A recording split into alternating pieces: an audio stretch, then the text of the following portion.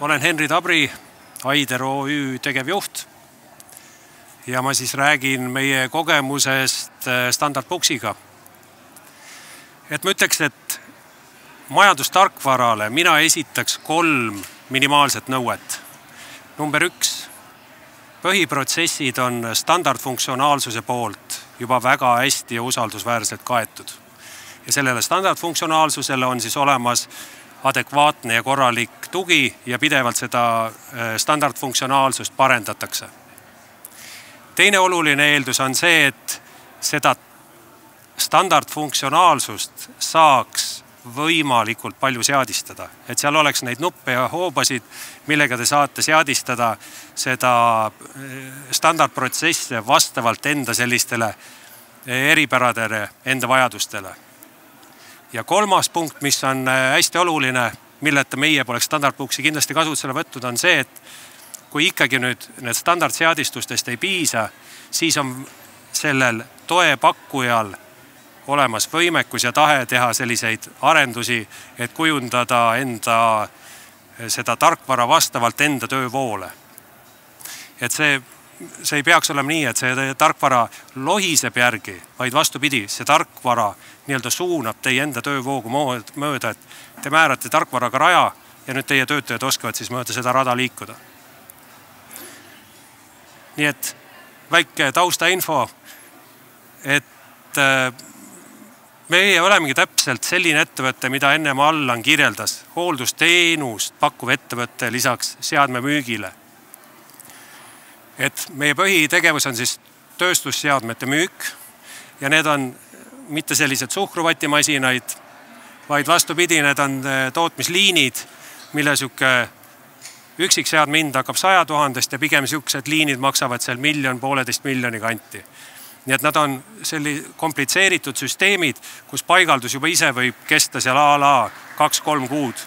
Nii et see on siuke väike nagu ehitustegevus. Seadme müügiprotsess ise ka on pikk, see on 6 kuud, aasta. Nii et nad on nagu suured süsteemid. Oleme paigaldanud, siis järgmine tegevus on see, et me teeme nende hooldust, me teeme nende remonti ja loomulikult siis koolitustegevused nii peale paigaldust kui hiljem, kui kliendil on vaja operaatoreid koolitada. Nii et üksjagu tegevusi, mis on just peale tööstusseadmete müüki, need 4 järgmist punkti kõik on nii-öelda hooldusteenuse punktid. Lühidalt painutuspressid, painutusrobotid, revolverstantsid, laserpingid, automatiseerimisseadmed on need, mida me esindame ja see on konkreetne tootja, see on Amada, nii et me oleme ühe tootja esindajad, ühe Jaapani tootja esindajad ja see on nagu suur privileeg ja me peame ennast õigustama kui hea tasemel teenusepakkujad. Tegevust alustasin 2009, meil on 9 töötajat, mina olen tegevjuht, siis on müügijuht, müügiinsener, müügiassistent, hooldusjuht ja 5 hooldustehnikut. Nii et 9 inimesest 6 on seotud tegelikult hooldusega. Kuigi meie oluline nii-öelda kasumi tekitaja on seadmemüük, aga sa ei tee seadmemüüki ilma hoolduseta. Nii et see hästi planeeritud, usaldusväärne hooldus on see, mis aitab meil seadmeid müüa. See on mõned näitada ettevõtted, kes meie seadmeid kasutavad, mida nad siis teevad, et on need lehtmetallist uksed, aga see materjal, mida need seadmed töötlevad, on lehtmetall. Näide, turvauksed, ventilatsiooniseadmed, lehtmetalli on ümberringi igal pool.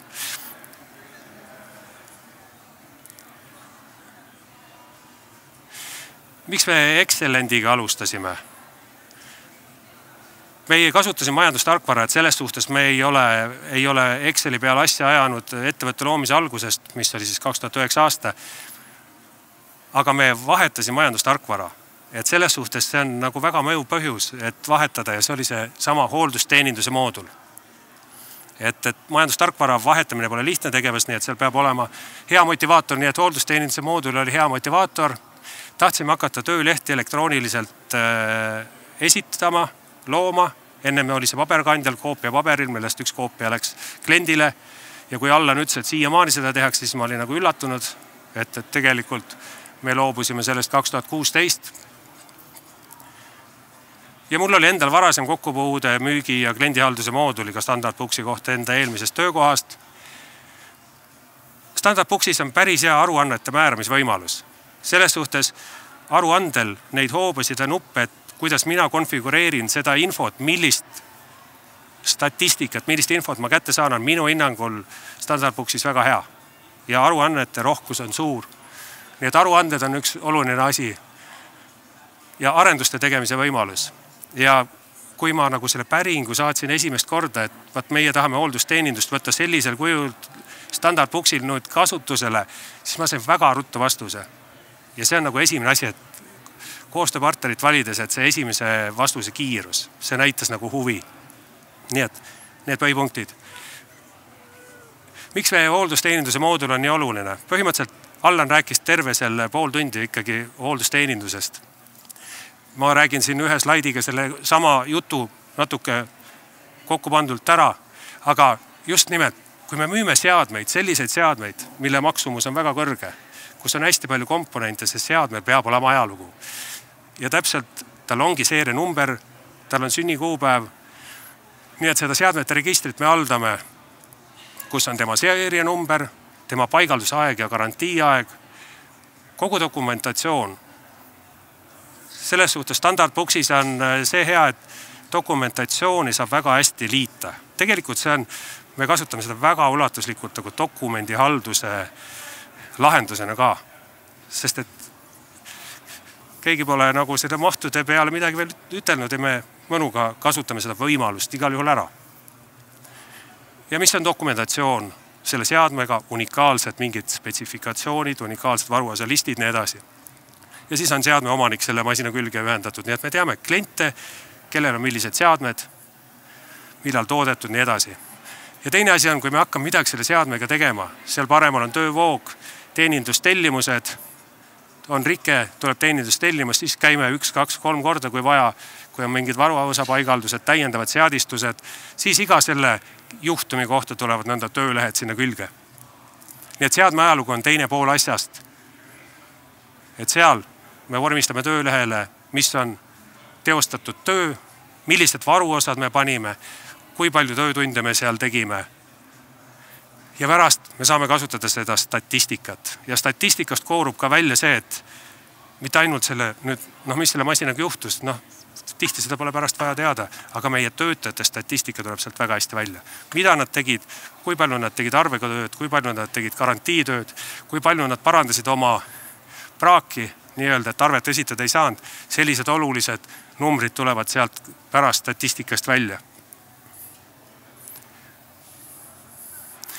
Esimene arendus, kohe kui me kasutusele võtsime, me tegime ühe nagu kasutaja poole pealt lihtsa, aga nagu juurutamise mõttes nagu päris tõsise arenduse.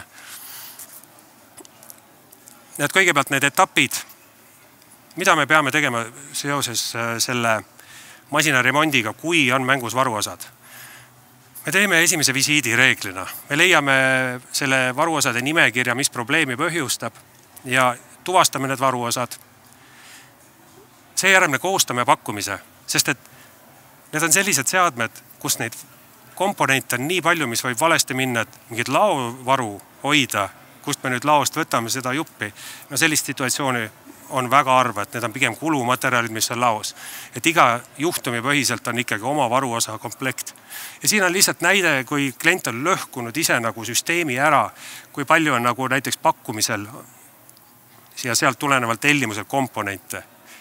Et lihtsalt üks näide nagu nõnda sellisest personaliseerimata tellimusest on siin välja toodud.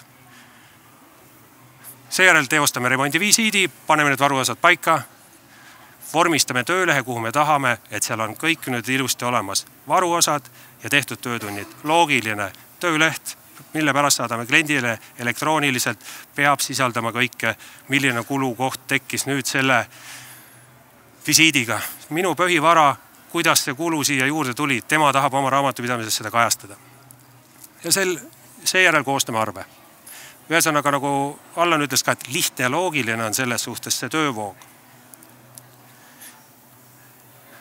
Nii et Meie soovisime standardbooksi veidi kohandada, sest kohe algul rohelisega on näidatud klassikaline müügiprotsess. Teeme pakkumise, sealt vormistame tellimuse, siis tuleb ka ostuprotsess, mida ma ei ole siin kirjeldanud, aga tellimused pärast teeme lähetus ja teeme arve. Lihtne protsess, põhimõtteliselt tavaline müügiprotsess, mida iga ettevõte, kes midagi müüb, teeb, kes müüb tooteid. Aga teine pool asjast on see hall ja see on nüüd teenuse pool. See on nüüd teenindustellimuse moodul. Ülemised moodulid olid müügihaldus ja müügiarved, ilusti integreeritud. Alumine poolt on hooldusteenindus. See ei tarvitse olla teie teema, aga lihtsalt see analoogia, et ei ole nii, et nii jääb. See on see asja point praegu. Mis me oleks pidanud tegema? Selle üleval oleks müünud varuosi ja allpool oleks müünud teenust teise arvega. Aga see ei olnud okei. Nii et oleks olnud kui me oleks tahtnud ühele arve viia manuaalne toiming, selle tellimuse, mis ma ennem näitasin, mis oli, ma ei tea, 30 varuosa, sisestanud, tehnik on seal, objektile sisestab neid käsitsi sinna tellimusele. Võib ju teha, aga siuke asi ei ole okei. Kui on andmed digitaalsel kujul, minu arust see on eeldus. Digitaalsel kujul olevad arveid me ei sisesta uuesti. Vead, hinnavead, ei pane alla hindlust. Tellimus oli ju kokkulepe kliendiga ja me ei hakka sellega riskima, et me seda nüüd hakkame kuidagi siin uuesti sisestama. Nii et muidu oleks olnud siin siuksed kohad, et need roosad asjad mingi nagu vaatan, kuule, kas sa panid paika? Jah, panid, okei, lähetan, aga mitu tükki sul paika läks, kas läks kõik? Ja niuke nagu suhtlus. Nii et need roosad asjad ei olnud okeid. Väikse arendusega me saime töövoo selliseks siis. Pakkumine, millelt tehti siis tellimus. Ja me saime selle tellimuse seoga siduda otse töölehega, nii et kõik need andmed tulid siis töölehele sealt tellimuse pealt. Ja siis lasime arendada ka koondarve funktsiooni, et kõik see masinate statistika ja vaheridadena palju selle masina peale kuu sees kulutati ja läks kuu lõpus koondarvena kliendile. Nii et koondarve funktsioon oli jälle oluline nagu moment, et seda efekti saada, et me säästaks oma tööaega. Nii et enne ja pärast, et siuke nagu oli see töövoog. Ja kuidas me seda saavutsime? See arendustööt oli väga lihtne.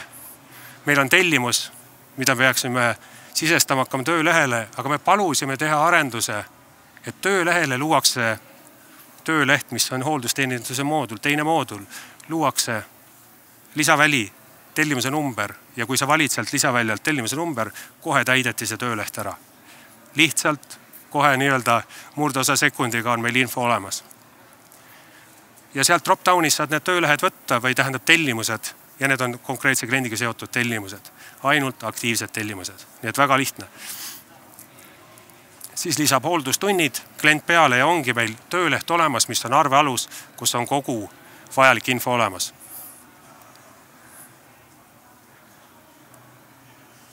Tellimuse hetkeseisus saab ka näha, et mis sellest varuosa tellimusest sai ja on ilusti olemas, et läks töölehele, mitu oli tellitud, mitu läks lähetusega paika. Nii et jälle selge info, integratsioon kahe mooduli vahel. Ja koondarve, klient tahab teada, mis töölehega see tehti, mis masinale see tehti ja mis sinna paika läks. Ja nõnda saame koondarvet esitada. Kui me teeks standardfunktsiooniga koondarve, kus kõik tooted ja teenused oleks lihtsalt üksteise otsas, siis klient ütleb, ma ei aksepteeri seda arvet sellisel kujul. Ja me ei oleks saanud seda funktsiooni kasutada. Me oleks pidanud iga case'i puhul tegema arve ja lisama neid ridu sinna vahele, et me parandasime seda masinat. Ja et siit te kujutate ette seda efekti. Kui me teeme 60 töölehte kuus, siis sellise koondarve nüüd kõigi nende töölehtede pojalt me genereerime vähem kui 10 minutiga, ehk 10 minutiga on genereeritud kõigi klientide arved ja välja saadetud. Et seal on nagu mastaapne efekt meie jaoks. Nii, töövoog, 5 minutiga lähen need asjad läbi. Et töövoo vaade, see on selline vaade, mis on hea vaade sellepärast, et on pidevalt olemas ja kergesti genereeritav. Töövoo vaate nupp on seal ja kui me sellele vajutame, siis tuleb selline töövoo vaade, mille me oleme ise oma maitse järgi seadistanud. Ma ei pea genereerima mingit aruannet, ma ei pea käima erinevates moodulites, ma tulin täna tööle, vajutasin seda nuppu ja minu töölaud on täidetud. Minu ülesannetega. See on kõige tüütum asi, ma hakkan mõtlema, kus see asi on, mis aruannet ma pean tegema, milline seadistus oli, tekib sihuke ebakindlus ja ärevus. Sellise asjaga visuaalne, kõik on siin. Et see on nagu hea asi ja seda ma kuulsin eelmise aasta konverentsil ja sellest lähtuvalt ma hakkasin seda poolt arendama. See integreerib moodulid, ta on visuaalne, ta on läbipaistev, kes on midagi teinud, kes on hilinenud, kes on vastutaja. Kollane tähendab, et tähtaeg on määramata, roheline tähendab, tähtaeg on täna, hall on tähtaeg on tulevikus ja punane, et tegelikult oli juba eile vaja see asi ära teha. Nii et kõik on nagu hästi koos. Kõigi töötajate info ilusalt visuaalselt esitatud. Nii et kiire follow-upi tööriist. Selleks, et seda luua, kõigepealt peab tegema klassid, et teil tellimustel on klassid, pakkumistel on klassid, tegevustel on klassid, siis hakkab töövoo vaade tööle. Nii et see on eeltöö, mis tuleb ära teha. Ja kodeerimisel soovitan kasutada koode, kui vaadata seda läbi ajaloo nagu leiutatud asju, et koodile tihti anname igasuguseid nimetusi, mis peaks nagu seda asja iseloomustama, pole vaja. Kodeerimisega saame ilusa hierarhilise struktuuri luua. Nimetus selgitab ise. Töövoo vaate näited, inimene, kes jälgib varuosade tellimusi, pakkumised, mis ta on teinud, miks pakkumine töösse ei läinud, saab siit meeldetuletusi saata. Paremal pool on tellimus, need on juba töös ja tuleb jälgida, et need õigeks ajaks kohale saavad. Ühe inimese vaade, kiire vaade, tal on kõik siin olemas. Lihtne. Teenindustellimused. Millised masinad seisavad, millised on remondis, millised ootavad regulaarhooldust, millised ootavad paigaldust ja lihtsalt üldine to-do list, mis on praegu õhus hooldusteeninduse osakonnal. Seadme müügi samamoodi, ideed, kuidas müüa, mida müüa, kas on vaja kliendile seda näitama minna, 3. juba pakutud ja 4. juba tellitud asjad. Hästi kiire ja töövoo vaates seadistus on hästi lihtne. Seda hoomab, kui natuke süveneda kohe, et mis on veergude pealkirjad ja mis andmed sinna veergu tulevad. Kas sinna tuleb pakkumine, mis on selle pakkumise klassifikaator? Seetõttu ma rääkisin, et klassifitseerimine on hästi oluline. Kuna klassifitseerimine on hästi oluline, siis tuleb vältida peidetud andmeid. See tähendab vormistate tellimust. Ennem kui saate seda salvestada, peab nõudma tellimus, et sa ei saa klassifikaatorit tühjaks jätta. See peab olema peal. Ja siuke seadistus on standardbooksis tehtav. Teenindustellimustel samamoodi tellimuse klass peab olema peal, et töövoo vaates neid esitletatakse. Standardseadistust siin ei olnud, et see oleks nõutav, nii et siin me lasime näiteks teha väikse arenduse, et pange nii, et sinna tuleb vaikimise väärtus peale, et see igal juhul kuhugi nagu ära ei kao. Sest et kogu töövoo vaate usaldusväärsus kaob ära, kui äkki seal midagi pole. Kui siuke tunne on, et millegil jäi lisamata see lipik külge, mis ta sinna peaks panema, siis on see asi kohe ebausaldusväärne. Ja viimane arendus on see, et kliendid loovad ise meile töövoo vaatesse need teenindustellimised veebi vahendusel. Kui klient teeb siin valikuid, veebi iseteenindusportaal nagu veebis, lasime arendada kogu selle iseteeninduse nii-öelda portaali haldus käib standardbooksis väga lihtsates nii-öelda tabelites. Pole vaja osata veebi nii-öelda seda back-endi kasutada. Nii et kui klient valib, et Rike seadet ei saa kasutada, siis see lendab meile töövooga automaatselt seisakute alla. Ja nii edasi, ja nii edasi. Nii et me ei otsi meilist väljakutset, vaid ta teeb veebi vahendusel selle ja meil tuleb otse majandustarkvarasse. Nii et see on suur asi, suur sääst. Efekt on hea, et me ise ei unusta, kui klient ei teinud, siis on juba kliendi nagu teatud mõttes ka vastutus. Nii et arendusest saadud kasu paberivaba aastast 2016, tõesti kontorist pole, ma ütleks, ühtegi kausta. Võib-olla vanast ajast on jäänud ja siis mõtled, miks need siin veel on. Vajame vähem administratiivset ressurssi. Töötajatel vähem küsimusi, sest kõik on nagu tegelikult nähtav. On see tööleht tehtud? Kas need varuosad on pandud? Ta leiab kogu info kohe. Madalamad inventuuri kulud, kuna varaosad on hästi hallatud läbi töölehtede. Hooldusteenindusarvete koostamisel kulub alla 10 minuti kuus. Töölehte lihtne täita. Ma arvan, et ajasääst paar tundi kuus. Usaldusväärne statistika võimaldab hinnata tööjõu vajadust. On meil liiga palju töötajaid või on meil kedagi juurde vaja? Ja kõige olulisem, mugav, loogiline ja turvaline töövoog säästab inimeste närve ja aitab hoida meeskonda koos. Lihtsalt nii on. Kui mul on kõik nii, see lävi, et midagi teha, on nii kõrge. Või ma olen siis ebakindel, et sai see asi hästi tehtud. Igal inimesel on töö juures mingi ärevus, sest et igasugust rahadega seotud töövoos iga üks tunneb vastutust. Ja selles suhtes on hästi tähtis. Siuksed asjad on paigas, et inimene tunneb ennast mugavalt. Nii et ma loodan, et me oleme hoidnud endal tööl tänu sellele ka paar inimest, kes pole kaadri voolavuse kaudu voolanud.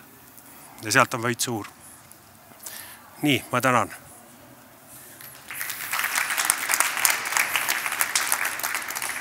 Aitäh sulle, Henri. Väga muljetavaldav oli see sinu kokkuvõte täna. Tahtsin küsida sinu käest sellist asja, et kas Standard Booksiga see juurutus, sa rääkisid siin, et te olete kohaldanud teie ettevõtte nägemuse järgi nii-öelda endale sobivaid asju, et kas see oli pikk protsess või kuidas te seda hindate? Ei olnud pikk protsess. Ütleme, ma lihtsalt ei suuda mäletada, et see oleks pikk protsess olnud. Et ta ei ole nagu kuklasse jäänud sellise väga raske protsessina. Et vahel on nii, et selle endise maailmaga tuleb teha suke resett. Võtsin andmed ära ja panin et siia kõik. Ja nüüd hakkan puhtast lehelt ja nii me põhimõtteliselt tegime. Ja kui need andmed üks hetk on sealt vaja, reeglina ei ole vaja. Ja ei küsi ka mingid ametkonnad neid, kui kõik asjad on hästi. Kui küsivad, siis leiame sealt üles.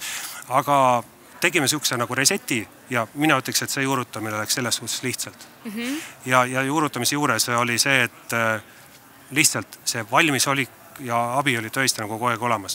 Kas see sisend tuli nagu, et te kirjutasite ette meile sisendi või oli see, et näiteks Allangi, et vaatas, et nii teie tahate seda programmis, on see võimalik, et kuuled, mis sa arvad, kui me teeksime hoopis niimoodi, et kas sellist lähenemist tuli ka meie poolt? See lähenemine oli täiega, ütleme nii, ja.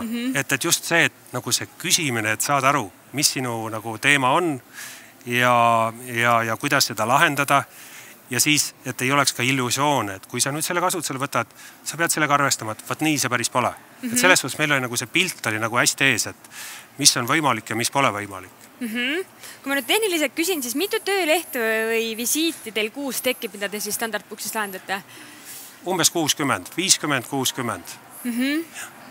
Ja see on kõik nii-öelda täiesti programmipõhiselt, et täiesti. Tuleb töötaja, näeb seda kõik ilusti ära.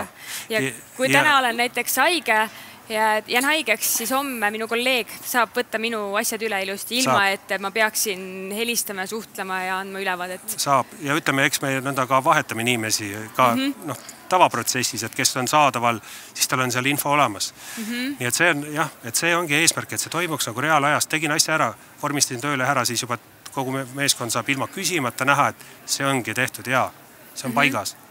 Kas te võtate sinna nii-öelda töölehtedele, et kindlasti kui te lähete kliendi juurde, teil on mingisugused aktid või asjad, kas te võtate sinna kinnitust ka?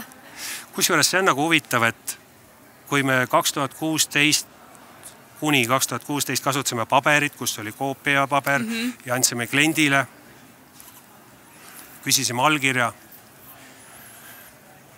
siis me loobusime sellest 2016. Ja see on vahel mõtled enda, et kuidas ma seda teen. Peab ju andma allkirja. Ja ma arvan, et selle aja jooksul pole põhimõtteliselt ükski klient küsinud, miks ma allkirja ei saa anda.